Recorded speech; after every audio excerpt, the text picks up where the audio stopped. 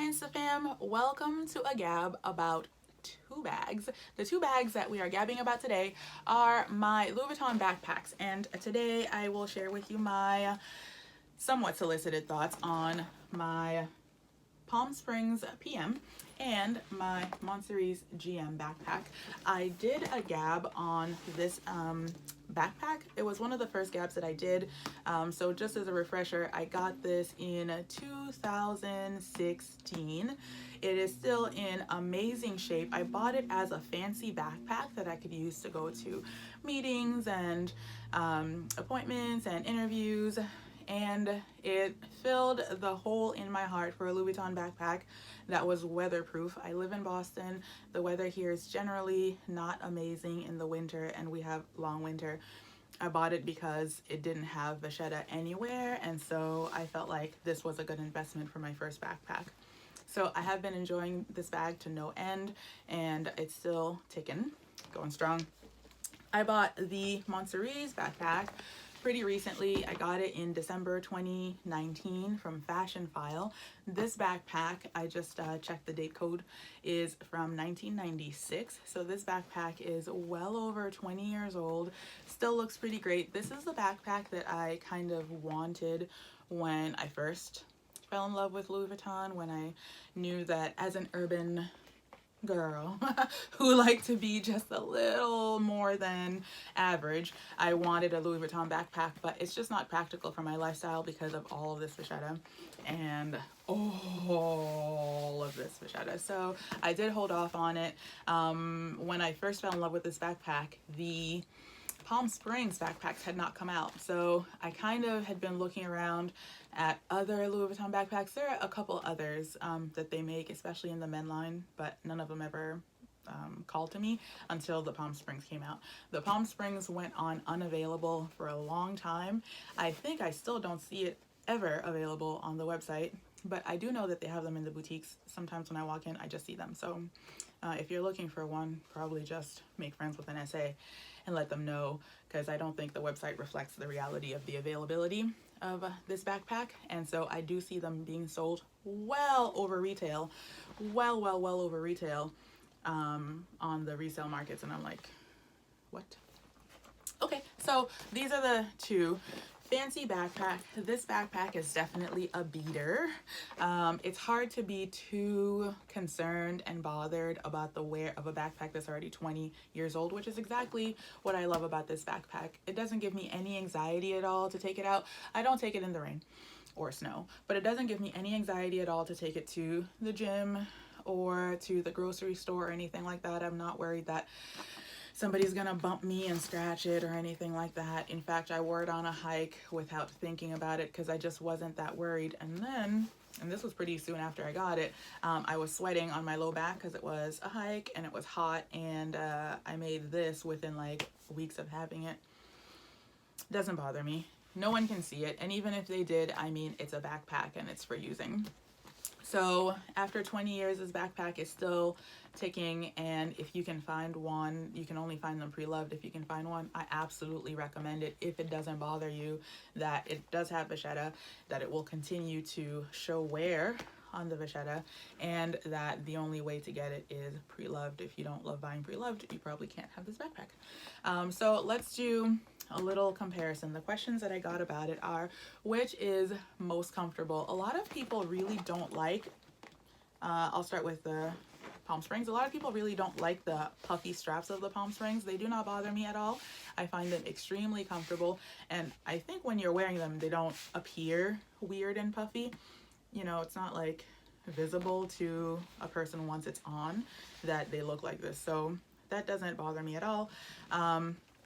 And I do like that it has an outside zipper. It's pretty smooth, it works pretty good, and it's easy to get in and out of. So as far as comfort, I give this a 10.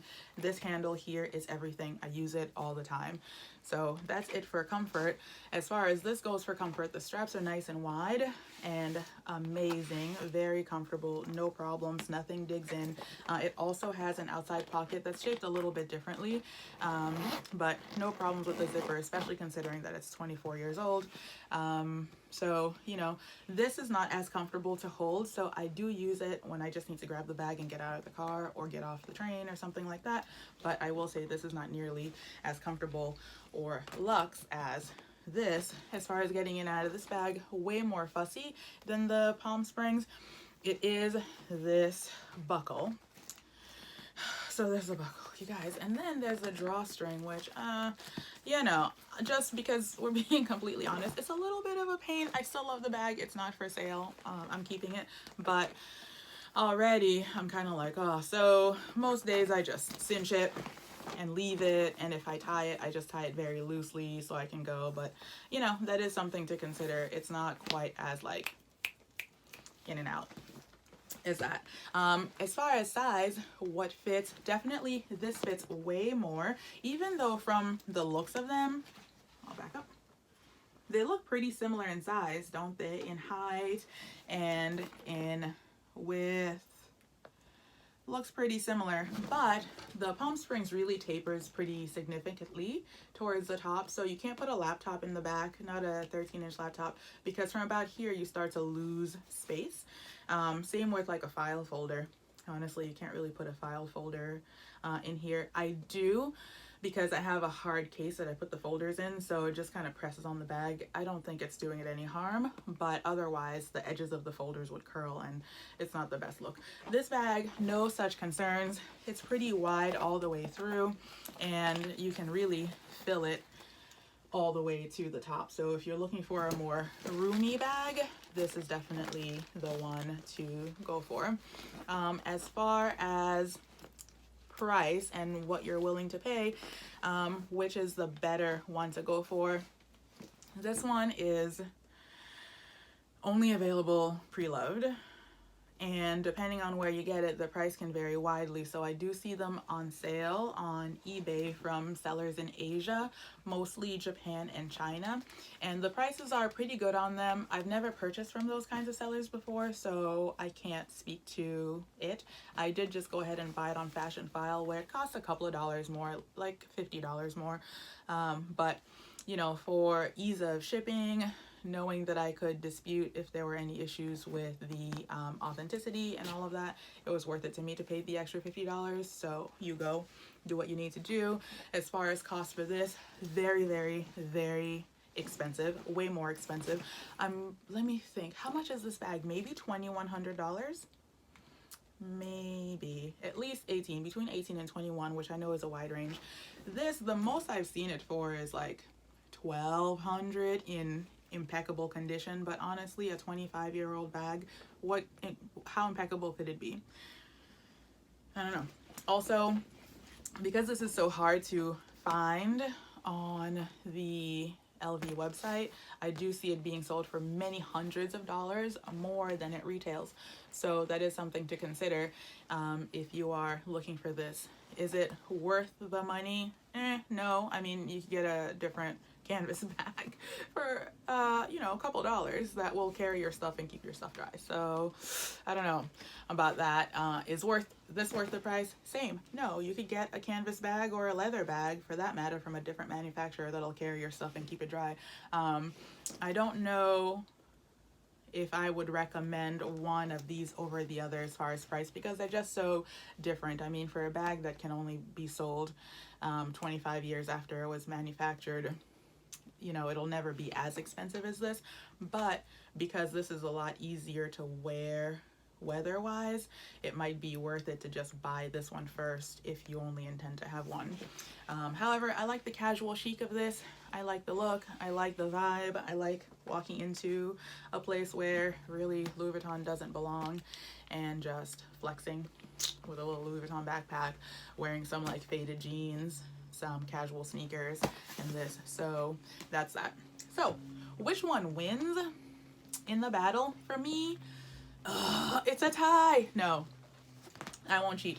For me, I would say, no, I have to say it's a tie, because they're just pretty different. This one is so clean, so chic, I think, for a backpack, pretty elegant. You can wear it into all kinds of places, but this one definitely brings something to the party, definitely is a mood, definitely is like, I'm here and I didn't have to do Louis Vuitton, but you know, I did anyway kind of a vibe.